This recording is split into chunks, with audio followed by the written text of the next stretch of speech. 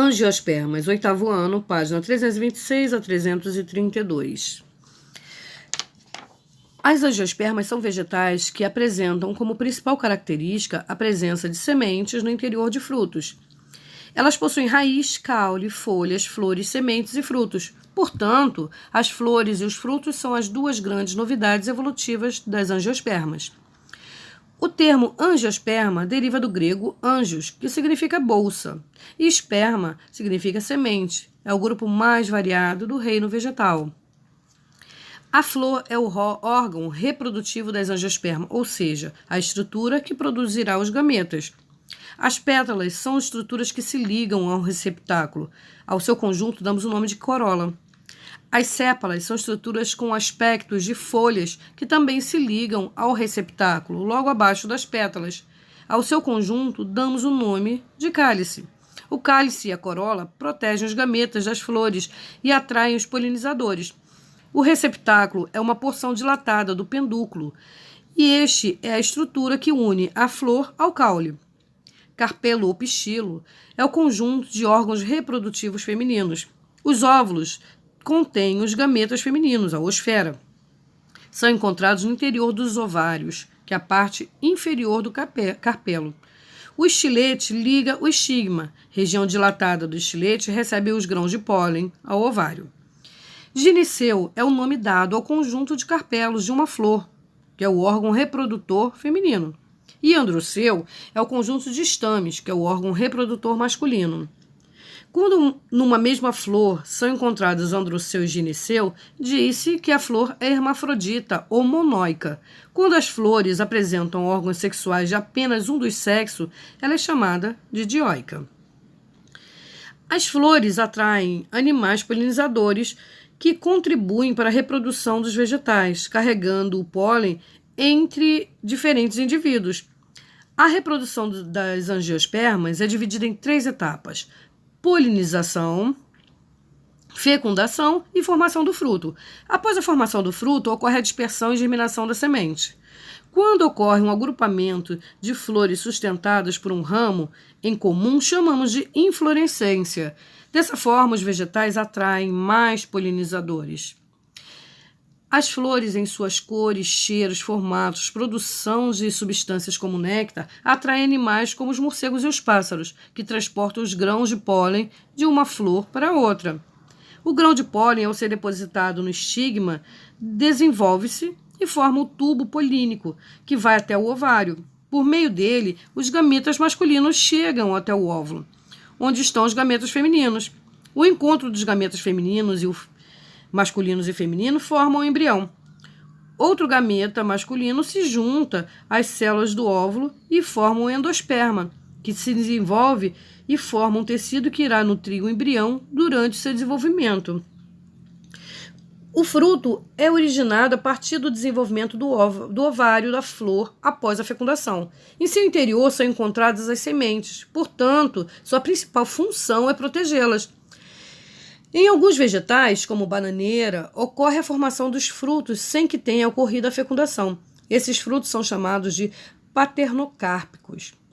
Nos frutos são identificadas 3 partes: epicarpo, parte mais externa, mesocarpo, que é a parte carnosa do fruto, e endocarpo, que é a camada que envolve as sementes. Os frutos são classificados em frutos carnosos, frutos secos e pseudofrutos. Os frutos carnosos, eles possuem uma parte suculenta e macia, geralmente comestível. São exemplos do pepino, tomate, melancia e abacate. Os frutos secos não possuem mesocarpo macio e suculento. São exemplos a castanha do Pará, ervilha e feijão. Os pseudofrutos não são considerados frutos verdadeiros, pois a parte comestível não se origina do desenvolvimento do ovário da flor. São exemplos o morango, abacaxi e amora. As sementes, após a fecundação, o óvulo desenvolvido é chamado de semente. A semente protege o embrião e funciona como reserva de nutrientes.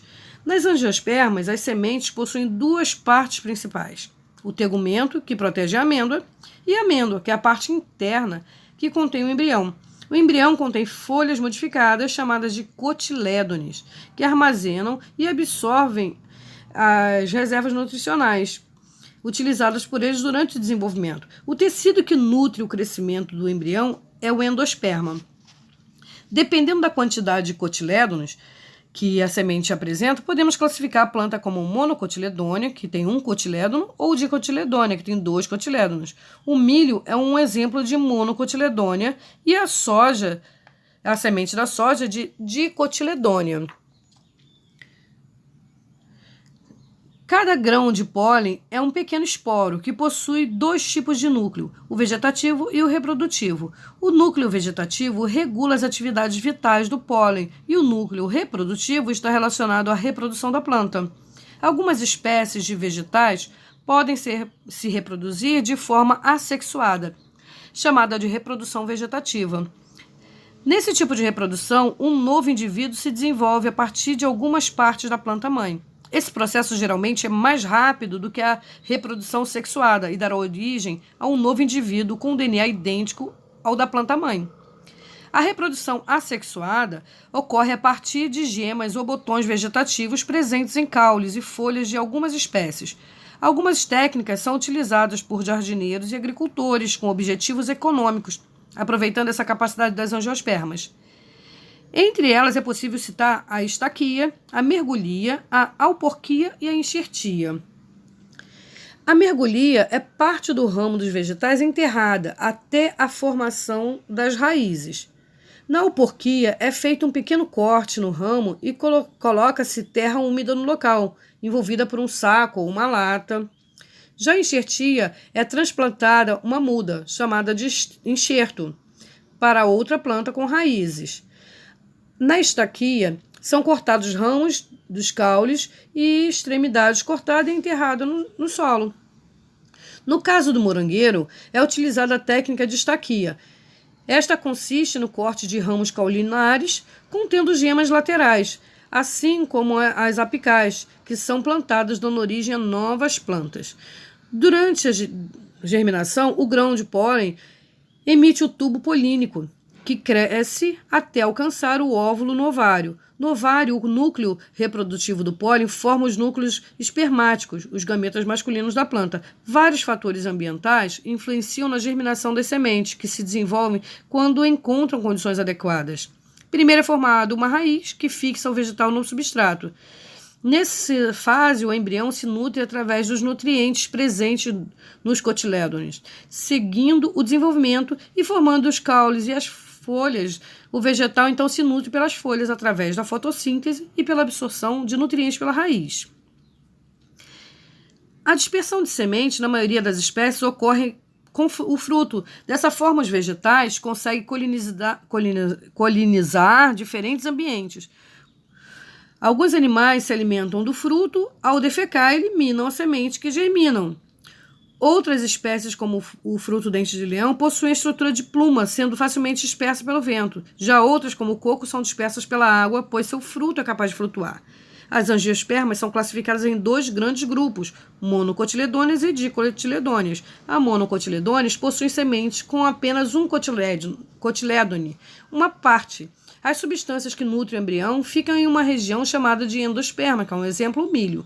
As dicotiledôneas possuem sementes com 2 cotilédones, ou seja, 2 partes. Geralmente, nesse tipo de semente, não há desenvolvimento do endosperma. Os cotilédones armazenam as substâncias necessárias ao desenvolvimento do embrião. Um exemplo são o feijão e a soja.